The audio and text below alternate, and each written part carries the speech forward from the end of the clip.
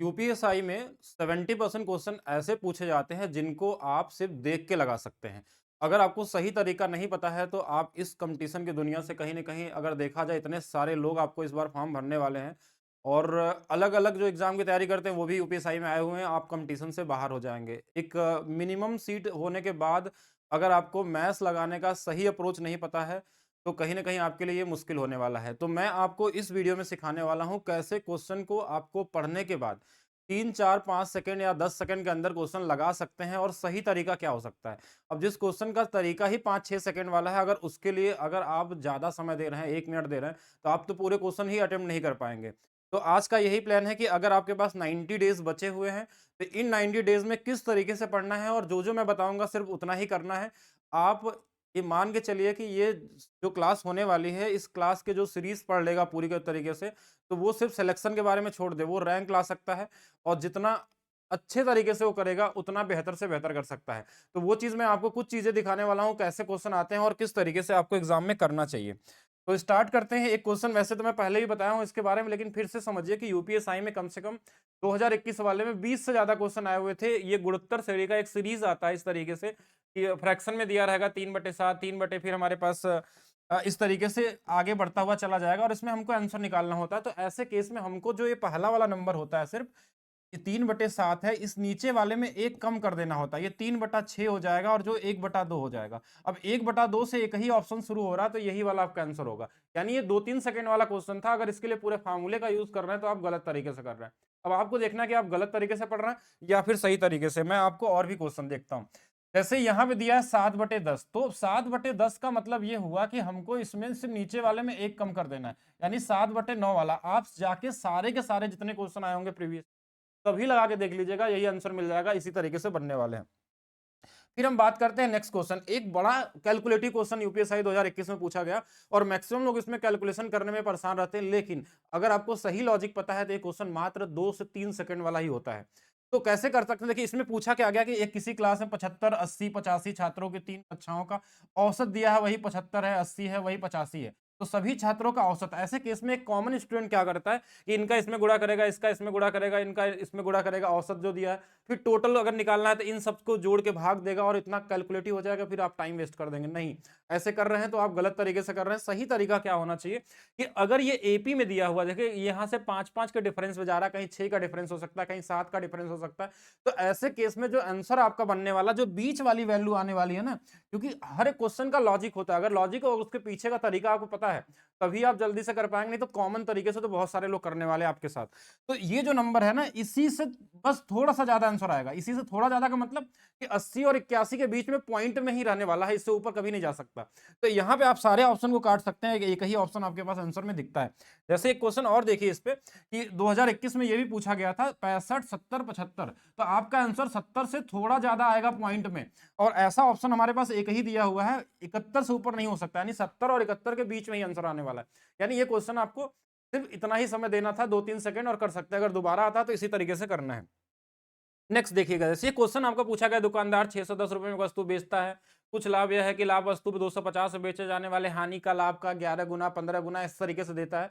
और ऐसा question UPSI में कम से कम आपको 15 से 16 क्वेश्चन मिल जाएंगे 2021 वाले एग्जाम के शिफ्ट में।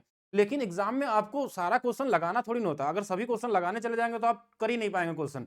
अब जैसे इस क्वेश्चन में बोला कि यदि वह 10% का लाभ कमाना चाहता है तो कितने में बेचे। 10 का लाभ का मतलब होता है कि 10 वाले सामान को हम 11 में बेच रहे हैं, 10 वाले सामान को 11 में, यानी जो भी आंसर आएगा वो 11 के मल्टीप्लिकेशन में आएगा। तो 11 से कटने का नंबर क्या होता है कि इनको जोड़ दिया, अल्टरनेट नंबर को उनको घटाते हैं। देखिए 8 3 11, 11 इससे कट जाएगा। इसको चाहे तो 8 3 11 में से 1 चला जाएगा, 10 आ जाएगा। 8 3 11 में से 3 चला जाएगा, 8 आ जाएगा। 8 3 11 में से 10 आ जाएगा। ये सभी नहीं होने वाले हैं। मतलब 11 की डिविजिबिलिटी रूल इसमें लगानी थी और आपका आंसर आ जाना था। एक और क्वेश्चन से समझिए कि जैसे ये क्वेश्चन दिया है, कक्षा में 36 छात्रों का औसत वजन दिया है 54 समथिंग और शेष 20 छात्रों का औसत दिया है 51 केजी और सभी कक्षा का औसत चाहिए। तो ऐसे केस में देखिए क्या करना है, आपको अगर लगता है कि जीएसएम लगाना, जीएसएम लगाइए, जीएसएम बहुत अच्छे तरीके से इसमें काम करेगा और लगाने का तरीका वही होता है। या फिर बेसिक तरीके से इनका इसमें मल्टीप्लाई करिए, इसका इसमें मल्टीप्लाई करिए, फिर दोनों को जोड़ के डिवाइड करिए। ये एकदम बेसिक हो गया, ट्रेडिशनल तरीका हो गया, जिसको हम लोग कभी फॉलो नहीं करते हैं। अब यहाँ पे क्या करना है आपको कि अगर देखिए औसत क्या होता है कि हमेशा 2 लोग का औसत अगर पूछा जाएगा और जो डेटा दिया रहता है उसके बीच में आंसर आता है। यानी कि अगर इनका 51 है औसत और इनका 54.25 है, जब भी आंसर आएगा इसके बीच में आएगा। मतलब 51 से ज्यादा और इससे कम होगा। अब 51 से देखिए कम ये वाला है, 51 के बराबर हो ही नहीं सकता, 49 हो नहीं सकता, तो एक ही ऑप्शन बचता है इसके बीच में जो आंसर हो सकता है। अब इस क्वेश्चन को अगर आप गुणा करके लगा रहे हैं तो फिर आप मैथ्स पढ़ना ये बड़ी चीज नहीं है, पढ़ने के अलावा आपको एग्जाम में कैसे लगाना होता है क्वेश्चन उसको जानना सबसे ज्यादा इंपॉर्टेंट है। क्योंकि अगर आप बेसिक तरीके से पढ़ भी लेते हैं और आपको लगाने का तरीका भी आ गया, कॉन्सेप्ट सीखना है आपको, लेकिन हाई लेवल वाले कॉन्सेप्ट जिससे आपको एग्जाम में टाइम बचने वाला है। अब इस हाई लेवल कॉन्सेप्ट को किस तरीके से आपको करना है, अब ये चीज मैं बताता हूं, इसके बाद और भी क्वेश्चन हम लोग डिस्कस करेंगे।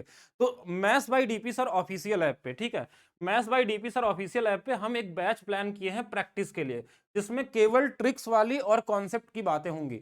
इसके अलावा अगर आप पहले से बेसिक नहीं पढ़े हैं और पहले से कुछ भी अगर आप नहीं जानते तो ये बैच आपके लिए बिल्कुल नहीं हो सकता है।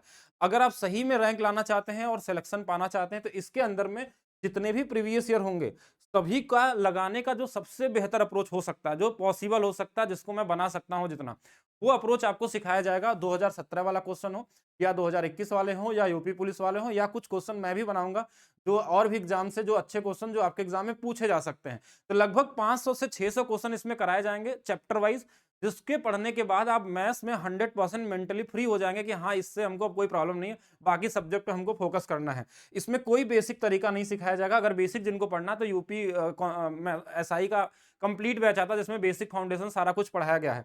कोई पुराना या बेसिक मेथड नहीं सिखाया जाएगा, सिर्फ आपको बताया जाएगा कि हाई लेवल कॉन्सेप्ट क्या यूज कर सकते हैं और क्वेश्चन को रीड करके किस तरीके से एग्जाम में आपको हैंडल करना होता है। दूसरा चीज, इस बैच को हम चाहते थे यूट्यूब पे ही पढ़ाना फ्री क्लासेस के लिए, लेकिन यूट्यूब पे बहुत सारी प्रॉब्लम आ जाती है और प्रॉब्लम आने का मतलब कि वहां पे ना पीडीएफ सही से पहुंच पाता है ना क्लासेस का अरेंजमेंट हो पाता है। इसलिए इसको एप्लीकेशन पे लाया गया है बैच पे और इसकी फी कर दी गई है मिनिमम 11 रुपए, जिससे कि हमारे पास आप सभी लोगों का डेटा रहे और कितने लोग हमारे पास से पढ़े हैं और कितने लोगों का कितना अच्छा रैंक आया है ये बाद में हम लोग डिस्कस करेंगे। और इसके अब देखिए ये बैच का जो आपका टाइमिंग है, अगर टाइमिंग की बात करें तो इसको हम लोग इसी आने वाले 3 दिनों बाद से इस बैच को हम लोग स्टार्ट कर देंगे और लगभग इसको पूरा 3 महीने नहीं चलने वाला। आपको ये बैच आपको मैक्सिमम 45 से 50 दिन के अंदर कंप्लीट हो जाएगा। उसके बाद सिर्फ प्रैक्टिस करना होगा, प्रीवियस ईयर क्वेश्चन पे प्रैक्टिस करिए, नए क्वेश्चन पे प्रैक्टिस करिए। चलिए नेक्स्ट क्वेश्चन देखते हैं।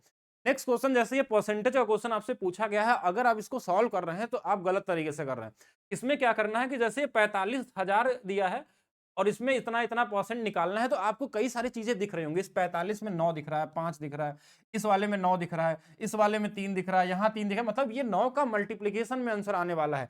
तो हम 9 से कटने वाला, देखिए 9 से ये कट जाएगा, 7 3 10 नहीं कटता, ये कट जाएगा, 8 नहीं कटता, 9 कट जाएगा, 11 नहीं कटता, 9 कट जाएगा, 7 2 9 कट जाएगा, ये आंसर हो गया। इतना ही करना था इसमें, और ज्यादा टाइम वेस्ट नहीं करना एग्जाम में। एक और क्वेश्चन देखिए, जैसे यहाँ पे 3 मिल जाएगा, यहाँ 3 मिल जाएगा, आप यहाँ 17 भी देख सकते हैं। तो 3 से अगर 3 और 3 मिलकर 9 मिल गया तो 9 का कटने वाला नंबर अगर देखा जाए तो 6 1 7 2 9 ये वाला है। बाकी आप सभी को चेक कर सकते हैं और आंसर आपका आ चुका है कि कितना आने वाला है। जैसे ये क्वेश्चन है कि 17 से हमको भाग देना है। कभी भी नंबर सिस्टम में हम आपको ऐसे ऐसे तरीके बताएंगे जो आपके एग्जाम के लेवल में आता है, स्पेशली उसकी बात कर रहे हैं ना। तो हम बहुत ज्यादा कंटेंट पढ़ा देंगे आपको कि आप फंस जाए उसके चक्कर में कि कौन सा पढ़े कौन सा छोड़े, नहीं। जो आपके एग्जाम में आने वाला सिर्फ उतना ही बात करेंगे कि आपका 100% उतने ही से सारे क्वेश्चन आपके एग्जाम में मिल जाए। अब 17 से हमको भाग देना, इन सभी नंबरों में अगर एक भी 17 से कटने वाला नंबर है तो रिमाइंडर 0 आ जाएगा। एक भी कटने वाला नंबर है तो रिमाइंडर 0 आ गया, बस इतना ही। और कोई भी नंबर का ऐसा होगा तो इस तरीके से हम लोग करने वाले हैं। जैसे 11 से कटने वाला, तो 11 से इसमें कटने वाला कोई नंबर है नहीं और ना तो रिमाइंडर 0 दिया है, तो 11 से इसमें भाग देंगे, एक रिमाइंडर आएगा, 11 3 33 एक आएगा, 11 चौक 44 एक आएगा, 55 एक आएगा, 66 एक आएगा। अब ऐसा नंबर ही क्यों दिया है? अब ये सभी जो एक एक आए हैं इनके बीच में अगर गुणा का साइन है तो ये सभी मल्टीप्लाई हो जाएंगे। और मल्टीप्लाई का मतलब एक का मल्टीप्लाई एक में करेंगे तो एक ही आने वाला है, यानी रिमाइंडर क्या आने वाला है, एक आने वाला। अगर इनके बीच में प्लस का साइन होता तो इन सबको जोड़ लेते हैं, फिर रिमाइंडर अलग हो जाता। चलिए नेक्स्ट और देखेंगे क्वेश्चन। अब इस क्वेश्चन को देखिएगा, ये बड़ा कैलकुलेटिव क्वेश्चन था, बहुत परेशान किया था 2021 में जब भी पेपर में आया था। मैक्सिमम लोग ऐसे क्वेश्चनों में कैलकुलेशन की वजह से या तो छोड़ दिए थे या अभी भी टेस्ट में छोड़ देते हैं। अब ऐसे क्वेश्चनों को कैसे लगाना, जैसे यहाँ बोला कि एक पंसारी 5 क्रमागत महीनों के लिए इसका कुछ डेटा दिया हुआ है। बोला छठे महीने में उसकी बिक्री कितनी हो जाए, छठे महीने में कि औसत टोटल 6800 आ जाए औसत बिक्री, औसत का क्वेश्चन है। तो औसत वाले जब ऐसे क्वेश्चन आते हैं हमारे पास, तो इसको हम या तो यूनिट डिजिट से लगाते हैं या तो डिजिटल सम से लगाते हैं। अगर ये दोनों जब फेल होते हैं तभी हम बेसिक मल्टीप्लाई या फिर कुछ अलग से करने की कोशिश करते हैं। अब जैसे हमको दिखा कि यूनिट डिजिट लगाना है, तो यूनिट डिजिट में सबका यूनिट डिजिट सेम है, लास्ट के 2 डिजिट भी सेम है। तो फिर मामला फंस गया कि यूनिट डिजिट वाला मेथड यहाँ काम नहीं करेगा, तो आपको डिजिटल सम लगाना है। अब डिजिटल सम क्या बोलता है, डिजिटल सम में आपको क्या करना है कि जैसे इनका डिजिटल सम निकालिए कि 6 3 9 हो, 7 5 12, 12 मतलब 3, ये 3 आ गया पहले वाले का सम। दूसरे वाले का 7 2 9, 7 2 9, 9 का मतलब 0 मान सकते हैं। अब यहाँ पे देखिए 5 5 10 11 18, 18 का मतलब फिर से 9 आ गया, 9 को 0 लिखिए या 9 कोई फर्क नहीं पड़ता। फिर यहाँ पे हमने देखा कि 5 3 8 है, 8 7 15 यानी कि 6 आ जाएगा। अच्छा इस वाले में देखेंगे, देखिए हमारे पास 6 6 12, 12 5 17, 2 19 यानी कि 1 आ जाने वाला है। अब प्लस में छठा महीना, देखिए ये हो गया पहला, दूसरा, तीसरा, चौथा, पांचवा, छठा महीना। इनको जोड़ने के बाद हमारे पास ये वाली वैल्यू आनी चाहिए। 8 6 14, और 14 का मतलब 4 और 1 कितना 5। लेकिन इसमें हम 6 से गुणा करेंगे। बोलेंगे ये 6 कहां से आया, क्योंकि जब हम 6 से इधर भाग देंगे कि 6 महीने का, तब तो 6 इधर गुणा हो जाएगा। अब इधर का डिजिटल में देखिए 6 और 3 9 फिर से कट गया, इधर बचा किस क्या है हमारे पास x प्लस 1 बचा हुआ है। और इधर का देखेंगे तो 6 गुणे 5 30 मतलब 3, यानी इस x का जो डिजिटल सम आने वाला है वो 2 आने वाला है। यानी ऑप्शन में जिसमें भी 2 आएगा वही आंसर होगा। देखिए 9 को 5 4 9 कट गया, ये 9 कट गया, 1 बचा, कोई मतलब नहीं है। 9 कट जाएगा, 5 3 8 1 9, ये भी नहीं बचने वाला है। ये 9 कट जाएगा, 5 2 7 और 7 1 8, ये भी नहीं आने वाला। ये 9 कट जाएगा, 5 5 10 और हमारे पास 11 हो जाएगा, 11 का मतलब 2 आएगा। यानी कि हमको जो वैल्यू चाहिए थी वो 2 चाहिए थी, और 2 हमारे पास आ गया है इसी ऑप्शन में। तो कैलकुलेशन करने अगर जाते हैं तो टाइम अपना वेस्ट कर देंगे। अब यदि एक एक क्वेश्चन और देखते हैं हम लोग कि अब देखिए हर जगह तो ऐसा नहीं कि आप सीधा आंसर कर लेंगे, तो जो कॉन्सेप्ट भी लगाना आपको हाई लेवल का कॉन्सेप्ट यूज करना है। जैसे इस क्वेश्चन बोला ए ने एक वस्तु खरीदी और मरम्मत के लिए 480 रुपए खर्च किए, फिर 20% के लाभ पे बी को बेच दिया। 20% का मतलब 1/5 होता है, 5 वाली वस्तु को 6 में बेच दिया। बी ने इसे 30% के हानि पे सी को बेच दिया। 30% का मतलब 10 वाली वस्तु को हमने 7 में बेच दिया। अच्छा फिर से 10% के लाभ पे बेच दिया, यानी 10 वाले को फिर से 11 में बेच दिया। अगर कुछ नंबर कट जाए, जैसे इधर कट जाए, देखिए 2 से 3 बार, 2 से 5 बार, 5 गुणे 5 25, 250 रुपए का सामान था, 7 गुणे 3 21, इसमें कर लेंगे 231 आ जाएगा। अब 11 से गुणा करना भी आपको आना चाहिए कि 21 में अगर 11 से गुणा करना है, इन दोनों को जोड़ के बस बीच में लिख देते हैं। तो ये हमने डायरेक्ट इसलिए लिखा। इसकी वैल्यू क्वेश्चन में दिया है 3696। अब बोलेंगे इसको भाग देने में हमारा समय लगेगा, समय नहीं लगेगा, आपको आइडिया होना चाहिए। एक है लास्ट में, यहाँ 6 है, तो 6 बार ही जाने वाला है। एक का टेबल में 6 6 ही बार में आता है। अब 6 गुना 16 गुना 26 गुना 36 गुना कुछ भी हो सकता है। तो अप्रॉक्स लगाएंगे कि देखिए इसमें अगर मैं 6 गुना करूंगा तो 6 गुना 12 13 14 1500 होगा, लेकिन ये 36 है तो 16 गुना हो सकता है। 26 गुना करेंगे तो 26 गुना 52 ही बड़ा हो जाएगा, तो एक ही ऑप्शन बचा 16। 16 से इसमें भी गुणा कर देना है आपको। 16 गुणे 25 400 होता है, और एक जीरो लग गया। 4000 का सामान था, लेकिन क्वेश्चन में एक चीज और बोला था, मरम्मत पे 480 खर्च किया था, यानी कि इस 4000 में 480 को आपको घटा देना है लास्ट में 20 वाला। अच्छा 20 सभी में है तो 400 घटा लेंगे, 3520 वाला। ये पहला वाला आपका क्या हो जाएगा, यहाँ पे आंसर हो जाएगा। तो कॉमन तरीके से कर सकते हैं जहां भी आपको लगाना है। अब एक क्वेश्चन देखिए, 15 वर्षों में चक्रवृद्धि ब्याज के तहत कोई राशि जो होती है 2 गुनी हो जाती है, यानी 1 से 2 होने में इसको 15 वर्ष लगते हैं। अब यहां से देखिए 2 से ये 4 हो सकता है, 4 से 8 हो सकता है, 8 से 16 हो सकता है, 16 से 32 हो, 64 हो, 64 से 128, 28 से 256, 256 से 512। हम देखते कितना गैप है, 1 2 3 4 5, फिर यहाँ से 6 हो जाएगा, 6 से 7, 7 से 8, 8 हो गया। तो ये हमारे पास जो 8 आ गए, और साथ में ये पहला वाला छोड़ दिया था 9, तो इसी 9 का गुणा आपको क्या कर लेना है इसी 15 में, यानी आंसर कितना आ जाएगा 135। लेकिन अभी इसके बारे में मैं और चीज बताऊंगा, ऐसे ऐसे नहीं करना। आप चाहते तो इस वाले को सीधा सीधा आपको 2 के पावर में जितनी वैल्यू आती है उसके बराबर करके भी गुणा कर सकते थे कि कितना आंसर हमारे पास आने वाला है।